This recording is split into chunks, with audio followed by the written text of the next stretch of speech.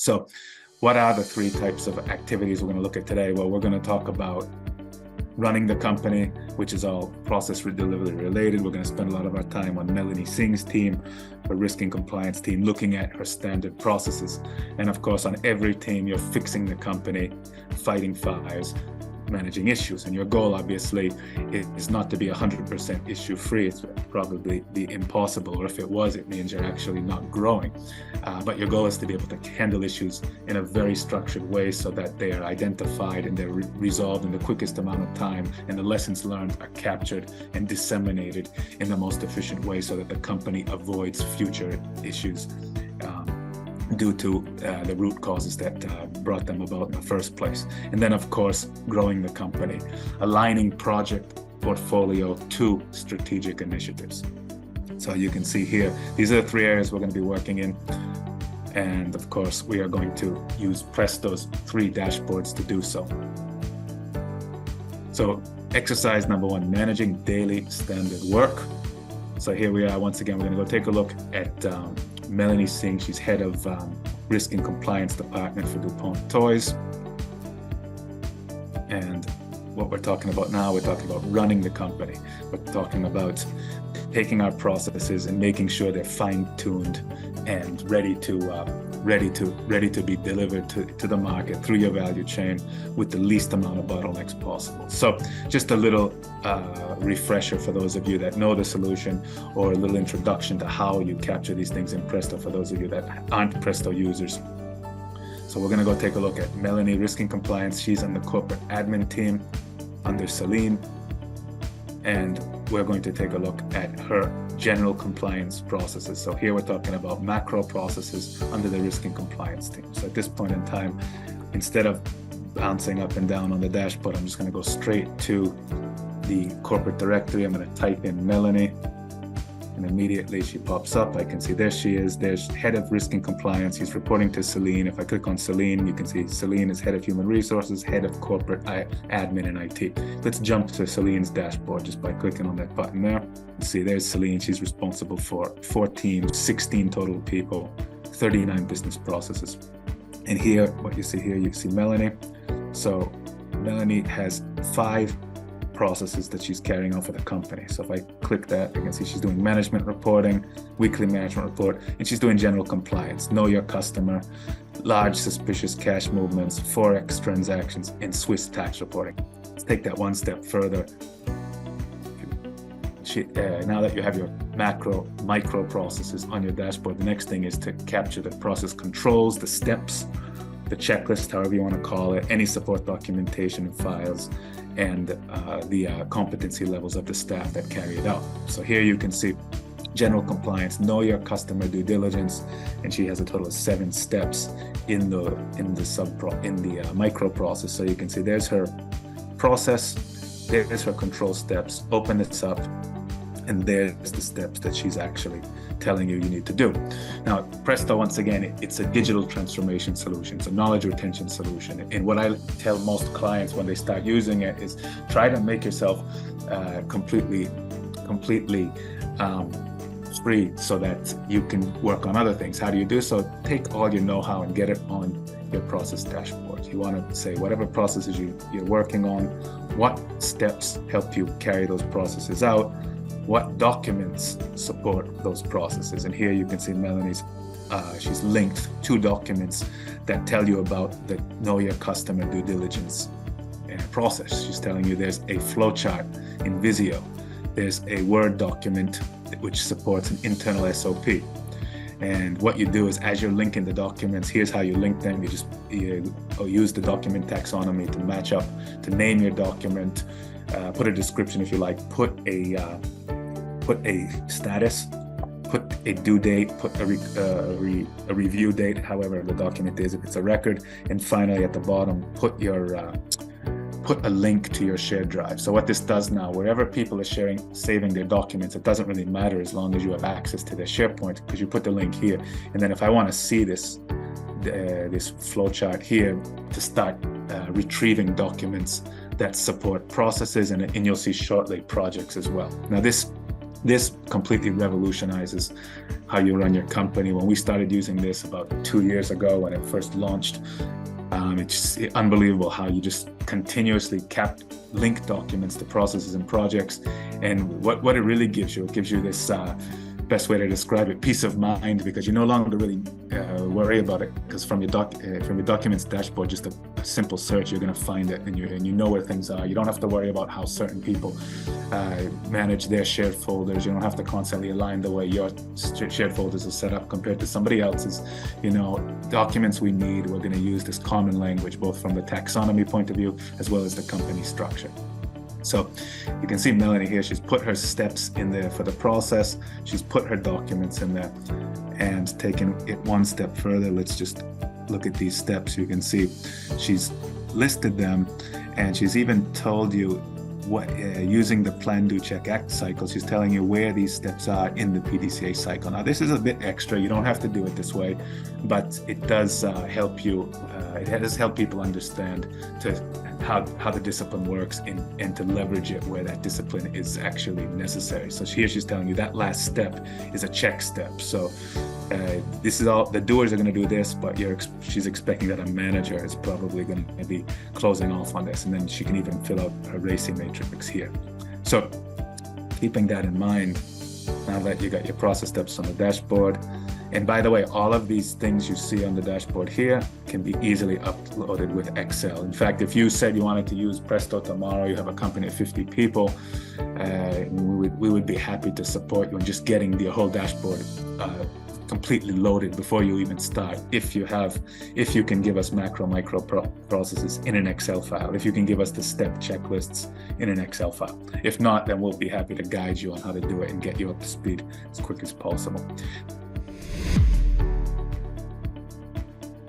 First thing we're going to do now that we've captured processes, we're standardizing the company, the next thing we want to do is start exporting these into events. In other words, let's imagine we have to carry out these steps for a new client that's coming in. We need to do a know your customer due diligence on new client XYZ. So what we do from there, this is what we call standard work. And we're going to take these steps now, we're going to export them to our dashboard. So going back to here we have a process dashboard. What we'll do now, I'm just going to jump to the top. And what you can see now, we're looking at a process dashboard, and the first view that we're looking at is PDCA. So looking at this, I have 2, 4, 5 processes in the plan phase right now. If I filter that, you can see here they are. They're all red, unfortunately. And if I click on this button here gives you everything you see on the dashboard. And what you'll see now is you see your processes. As you can see, they're all bottlenecked here in the PDCA, in the plan phase, and there they are listed. So if I unfilter that, if I want to look at all processes that are currently in the do phase, there you can see these processes are all underway, and some of them are bottlenecked. Most of them are, as you can see, they're all red. And there they are, stuck in the do phase, except this one here, which is looking a bit more promising. But jumping back to Melanie's team, I'm going to filter now. Let's take all of this off the dashboard. So I'm going to say, only show me stuff that was open today. So we got a nice clean slate. So let's go take a look at the risk and compliance team again. And what we'll do, when you go into your process standard work checklists, from here, have the possibility to, hold on a second. I got some people in the waiting room. Let me let them in. Sorry about the confusion.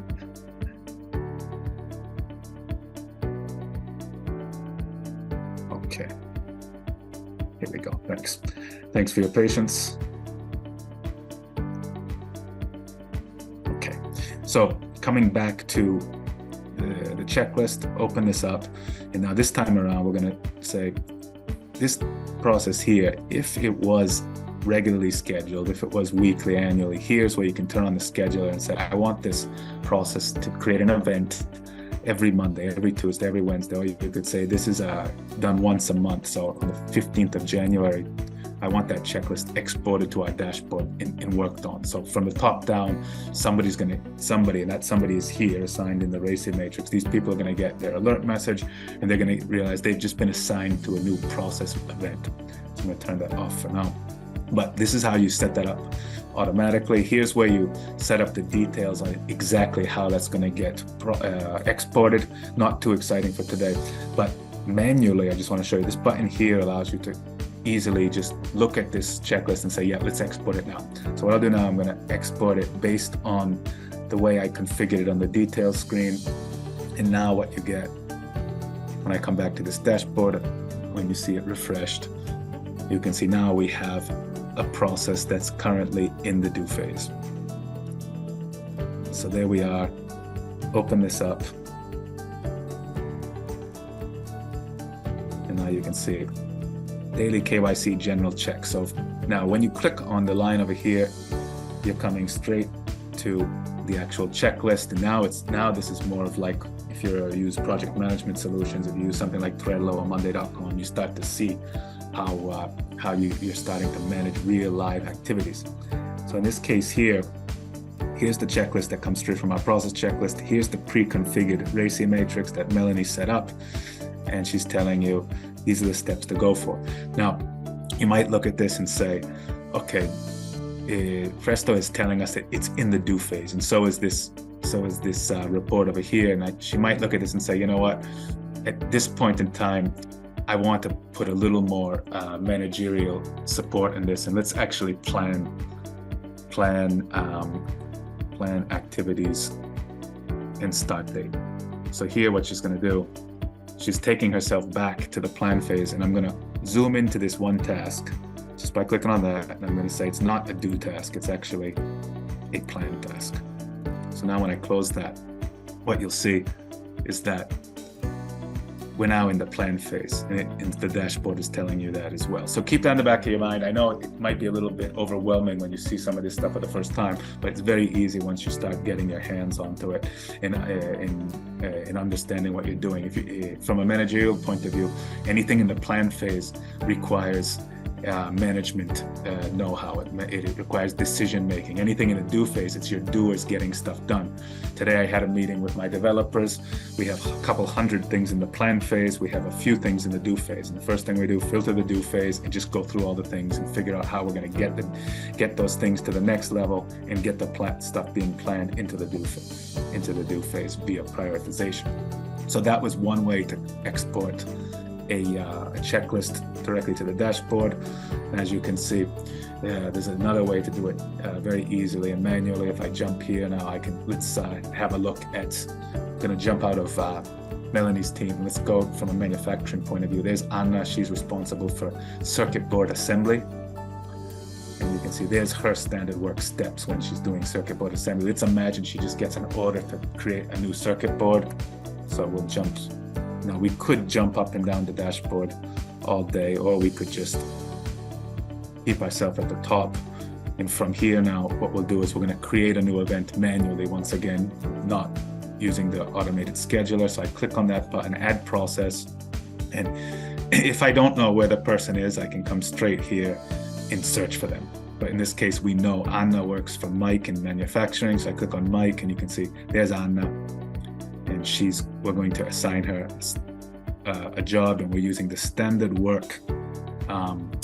workflow, and this is productivity related. And I'm even going to put a detail, and I'm going to call it circuit board for client XYZ. Save that, and immediately we're now on the process workbench. Again, this time I have this set up so nothing is showing here on the checklist, and I did that on purpose because I want to have some flexibility. Now I could come in here and create a checklist from scratch like this, but in this case I'm going to say no, let's go to our library of checklists, and here's Anna's checklist that she's already updated, daily checklist for circuit board assembly. Tick that box, and now there's her steps. You can see the RACI matrix is already populated based on how she configured her standard work checklist. And if I zoom into one of these tasks just to see what it looks like, you can see there it is. She even put some details. There's the people that are responsible and accountable for this task. So very easy now to start taking anything that recurs, anything that's standard, and getting it under control. I can't begin to tell you how this revolutionizes your company. In fact, your goal as a manager is to spend 85, in my opinion, my humble opinion, 85% of your time should just be here watching people carry out your processes of your value chain. And if you get all of this really standard on this workbench, that's going to free up your time to start doing bigger and better things using the Presto dashboard to govern your daily business.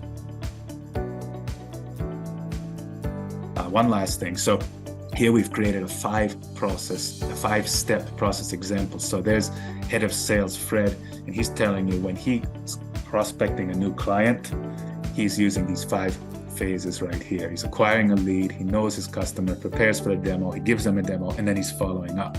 So what you got now, let's open up add process workbench again, and you can see here we have some processes listed, and here we're talking about new client prospecting.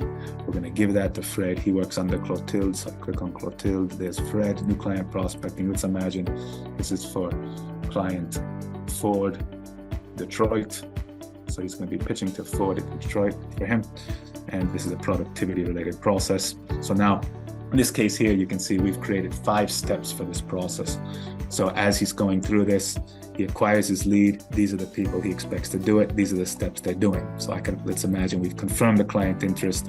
We've identified which resource will be available. We've updated the playbook with messaging. Know your customer. These are the steps he takes. Identify which products and services are most attractive. Perform market footprint analysis. Schedule demo. Prepare for the demo. And you can see he has his team. These are the team he counts on to prepare for the demo, the responsible parties. And of course, as you can see, we're big promoters of the RACI matrix. RACI allows companies to really become more role-focused and understand the difference between of when they need to be hands-on and when they need to sit in the background and play consulting roles. This definitely makes your company more flexible and more transparent when it comes to setting expectations. So he prepares for the demo, he does the demo, and you can see he's actually responsible, and his supervisor, Clotilde, is the accountable party. And of course, if they need any help, they can count on his whole team to give him the support he needs. And then finally, there's the follow-up activities. So looking at all these, as you can see, we're filling up the P-D-C-A dashboard. So in a way that we can see exactly what phase everything is in, and you as a manager can look down on these things and figure out exactly. Let me look at all, so you can see there's our 3. You as a company leader, you can see immediately where things may need your help. So obviously, if he was planning this KYC check and it becomes red, you at the higher end of the company would zoom in there and figure out if they need your help on deciding something.